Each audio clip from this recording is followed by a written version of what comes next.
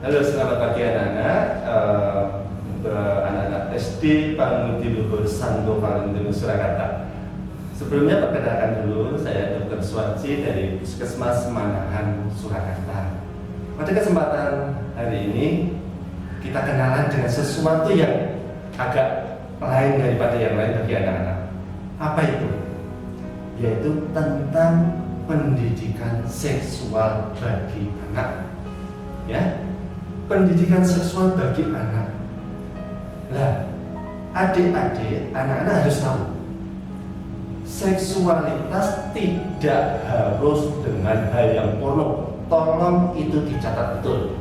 Ya, seksualitas tidak ada kaitannya dengan hal yang porno. Itu harus dicamkan dulu. Ya, seksualitas itu apa sih? Nanti kita bahas, adik-adik. Ya, kita bahas apa sih arti seksualitas itu sendiri.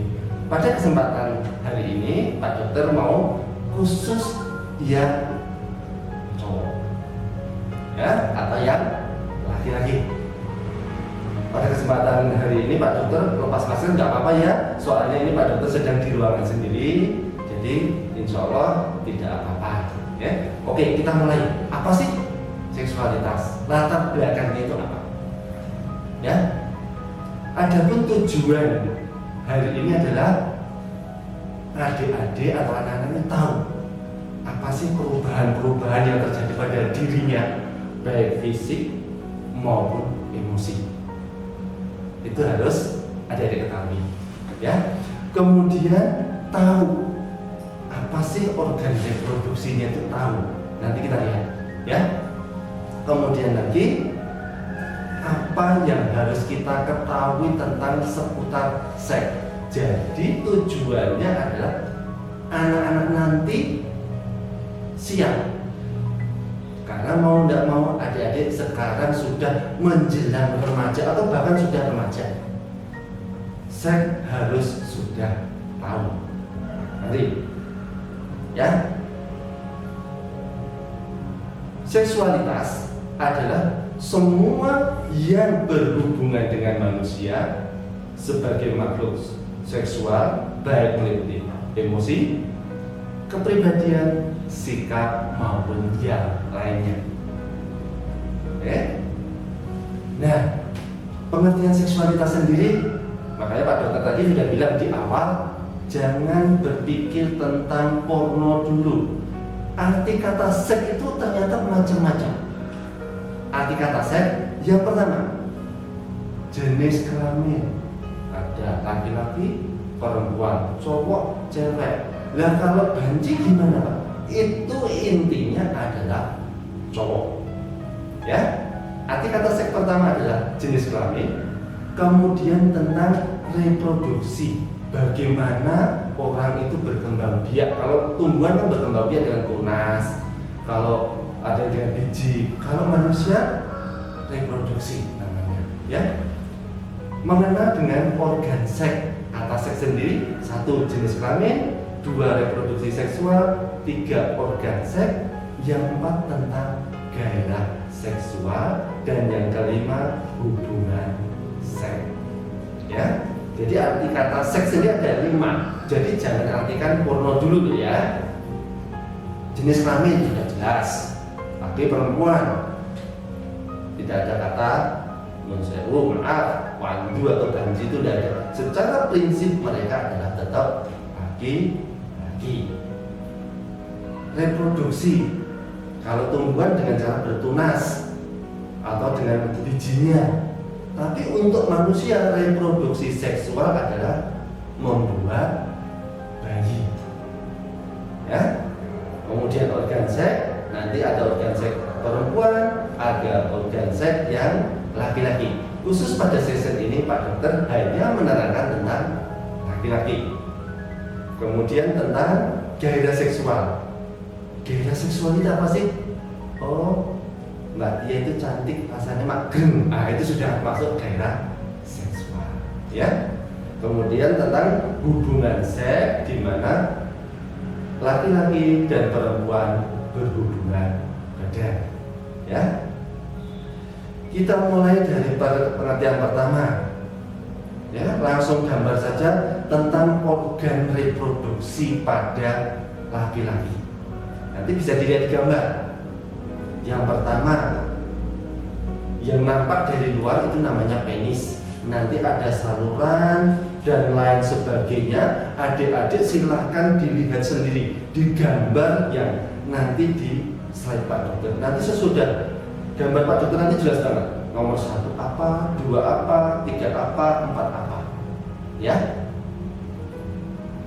Yang perlu adik-adik ketahui yaitu tolong cermati, dibaca betul. Penis atau badan zakar. Oh, yang nampak di luar itu. Uretra itu apa? Salurannya itu namanya uretra. Sedangkan yang nampak di luar lagi biasanya ada yang bilang telur burung. Yang 2 itu namanya adalah skrotum. Ya, nanti adik-adik bisa lihat di gambarnya sendiri-sendiri. Kemudian hal lain yang perlu adik-adik ketahui tentang ereksi dan ejakulasi. Penting dicatat. Jangan berpikir porno lagi. Ini adalah pendidikan. Adik-adik perlu tahu dan bisa memahaminya. Jadi jangan berpikir porno tentang ereksi dan ejakulasi. Apa sih ereksi? Ereksi adalah pengerasan atau pembesaran pada penis. Kenapa sih bisa membesar? Karena ternyata di situ tuh banyak pembuluh darah. Sehingga ketika ereksi, darah itu akan dipacu masuk ke penis itu banyak, sehingga ukuran penis akan membesar. Ya. Sedangkan ketidakmampuan ereksi lebih dikenal dengan sebutan impotensi. Jadi itu ya. Kemudian ejakulasi atau mimpi, atau pas pertama kali itu namanya mimpi basah. Ejakulasi itu pentingnya adalah keluarnya air mani yang mengandung sperma melalui saluran kemih di batang penis. Intinya itu, ya. Berikutnya, nah ini yang lebih penting bagi adik-adik, tentang pubertas. Apa sih pubertas? Pubertas adalah masa tubuh berubah dari anak-anak dewasa. Dulu kelas 1 SD, sekarang sudah kelas yang lebih tinggi, kelas 5 atau kelas 6. Ya. Nah, itu masih terjadi perubahan. Perubahan di kelas akhir-akhir inilah yang dinamakan dengan pubertas. Kapan pubertas dimulai? Ya, pada anak laki-laki itu mulainya usia 13 tahun maupun 14 tahun dan berakhir ketika usia 17-18. Di slide Pak Dokter nanti tandanya panah, cowok kan suka panah. Sedangkan pada wanita rata-rata pubertas dimulai usia 11 atau 12 tahun sampai usia 17 sampai 18. Yang cewek ditandai dengan kocok pemilon. Nah, ya, itu nanti di slide dokter bisa dilihat. Kenapa bisa berubah? Yusuf atau Grimosen, saya mau mulai pukul Grimus. Apa sih yang menyebabkan adik-adik? Yang menyebabkan adalah perubahan kerja hormon. Ya, perubahan kerja hormon. Pada laki-laki dan perempuan itu punya hormon tersendiri. Pada laki-laki yang menonjol adalah hormon testosteron. Pada perempuan adalah hormon estrogen. Nah, Pak Dokter, itu kok ada, mohon maaf, itu ada kadang kayak banjir.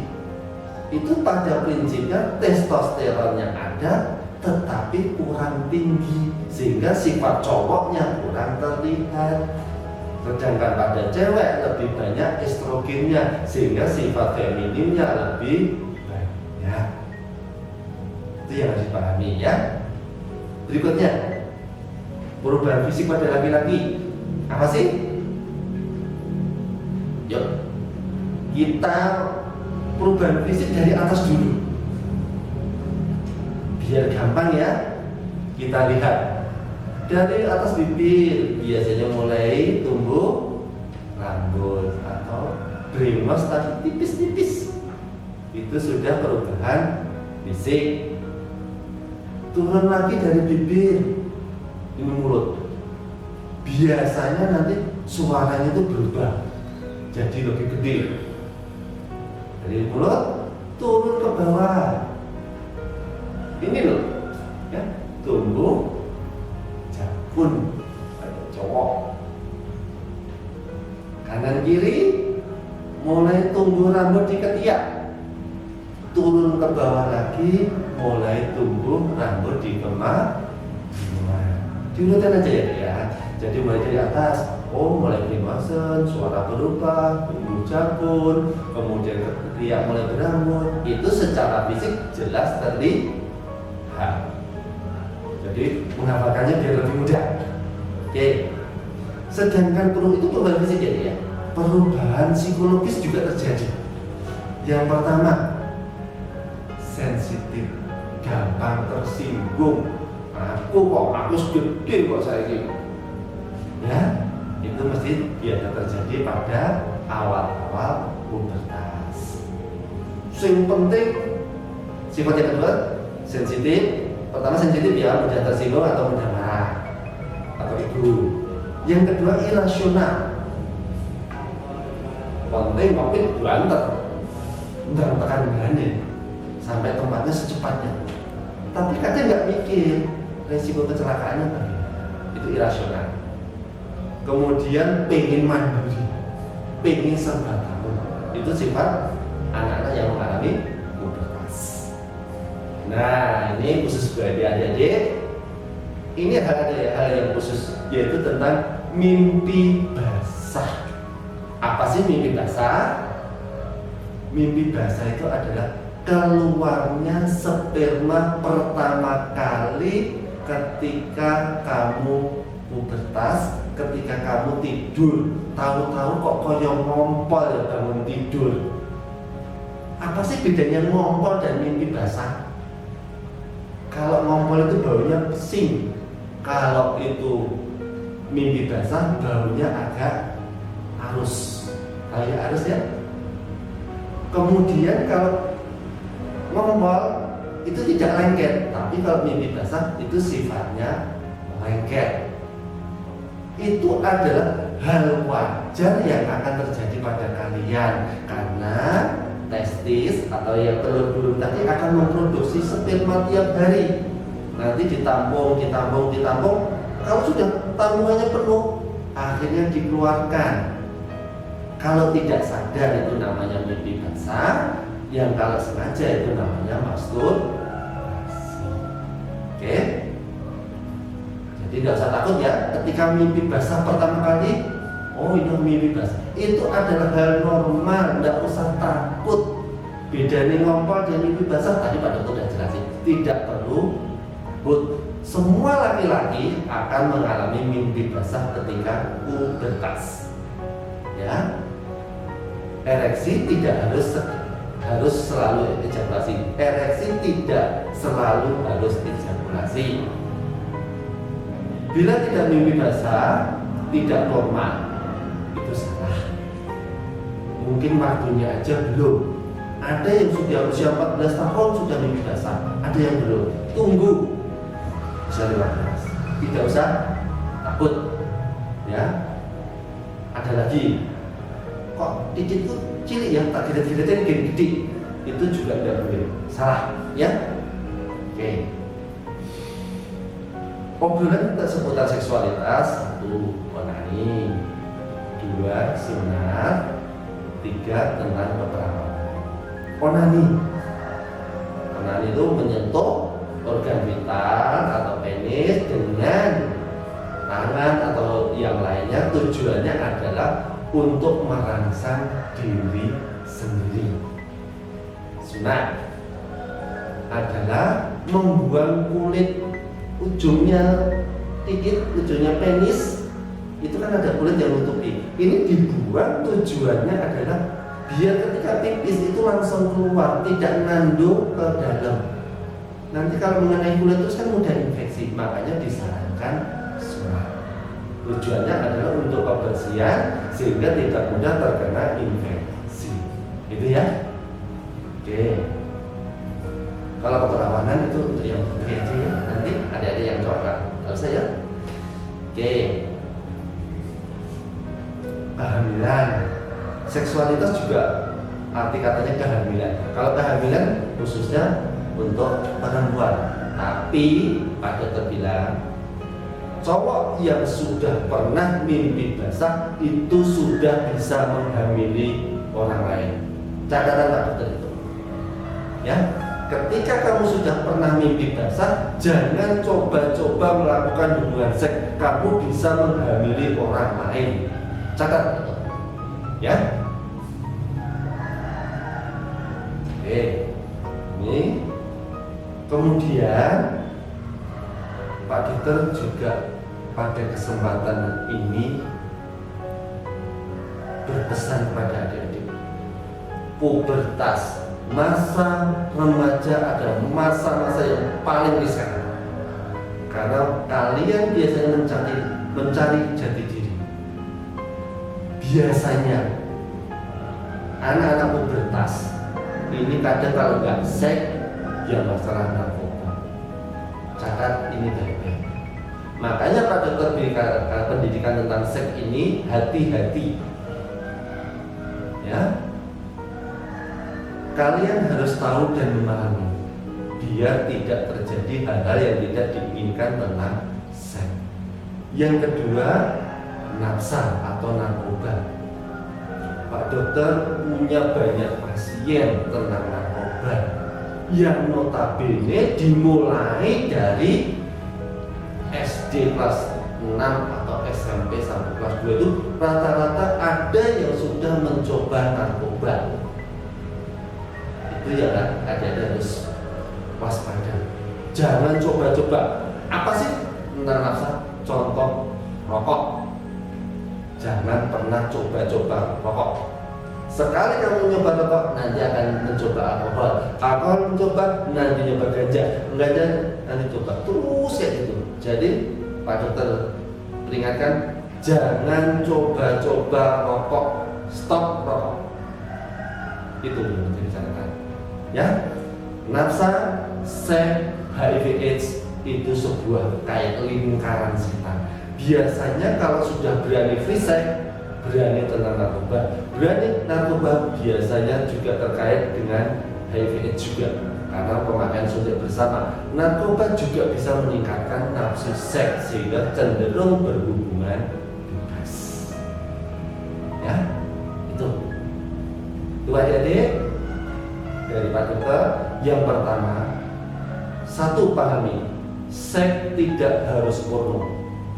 Seks itu macam-macam, bisa jenis kelamin, bisa organ reproduksi, bisa masalah kehamilan, bisa masalah perkembangbiakan. Dua, jangan pernah mencoba seks awal, sangat berbahaya.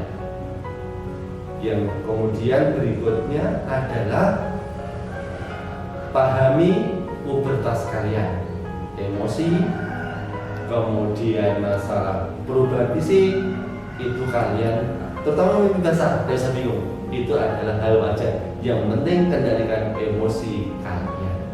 Yang terakhir, nafsa atau narkoba, seks dan HIV ini harus benar-benar kalian pahami, harus ketahui, dan nafsa dan seks bebas dan HIV/AIDS harus bisa dipahami dan dicegah dari sekarang. Demikian adik-adik, semoga pemaparan Pak Dokter berguna bagi adik-adik semua. Semoga adik-adik semua tetap sehat selalu. Salam sehat untuk adik-adik SD Paluti Lubuluk Santo Valentinus. Salam sehat.